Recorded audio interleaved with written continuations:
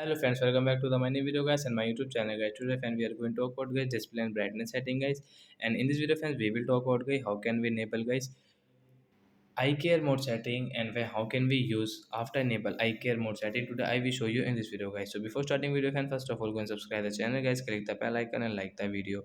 So friends, now let's see guys how can we enable eye care mode setting and how can we use. So before starting video friends, first of all go and subscribe the channel. So friends, first of all open your phone setting to enable eye care mode setting. After enable guys, you can see this type of settings. So friends, you can see your Tecno phone display and brightness setting guys. So when we will click on display and brightness, then friends you can see this type of setting. So friends, you can see the option eye care means eye care mode setting guys. You want to enable guys, you can enable from here. After enable guys, you can increase and decrease your eye care mode setting brightness guys according to yourself.